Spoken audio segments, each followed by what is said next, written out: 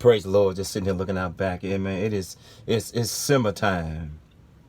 It's not even summertime. It's summertime. And I'm just here like, wow, I'm not going out there.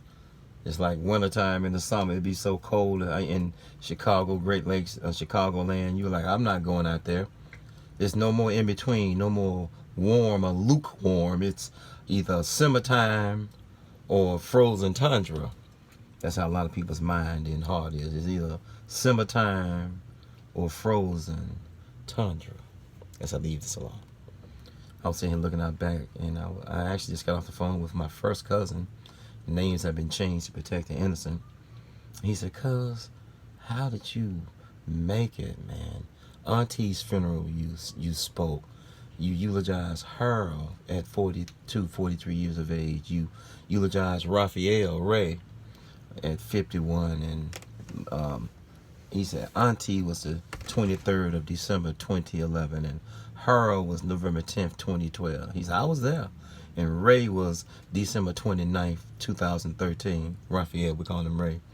He said, 3 funerals in 3 years, man. He said, I talk to Mama all the time. That's my mom's sister. He said, I talk to Mama all the time, and I ask her, I don't see how TD made it, came down here, flew down here, drove down here 3 times, 3 years by himself. And I told him it wasn't me. And I went on to tell him that when I came home, each time I came home, every time I ran into somebody, they would be so happy and they would be crying and falling on my neck. And everywhere I went, when I went to Huntsville, I went home to bury my mom and both my brothers 3 years in a row, y'all, 2011, 12, and 13. And everywhere I go, no matter if I went to Butler Terrace, Council Court, Northwood, Edmonton Heights, Terry Heights, Madison, Athens, Coleman, Birmingham, no matter where I went, Tony, no matter where I went, Priceville, everywhere I went, people would fall on my neck and would cry. And so I've been staying at my auntie's house out in the country, they say. And she's, if you want to stay in the city, be closer to your younger cousins, I understand. So I said, let me get me a hotel room the last 3 nights so I can at least take me a very decent shower, because they live way in the boonies. Hoot owls and goats and suey calling hogs and stuff. So I got me a room downtown Huntsville just so I have a nice hot shower, a nice view, and some central air. And I met up with my cousin. We were talking, and again, every time I would come in contact with someone, anyone, they would cry and would fall on my neck.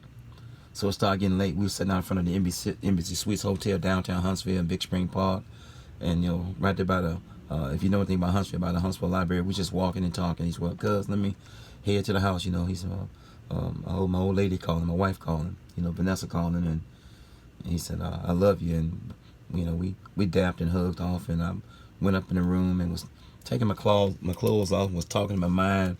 Man, they were glad to see me. This is what I'm saying in my mind. Glad. Man, they were happy to see me. Man, they were, such and such was crying so hard.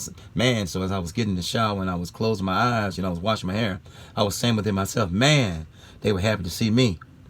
And all of a sudden, I heard a deep voice say, no, they were happy to see me. It was the voice of the Lord. He said they were happy to see me.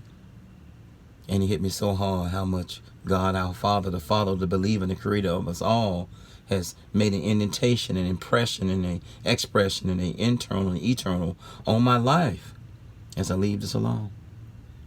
So yes, I went home 3 times in 3 years to bury my mom, to bury both my brothers.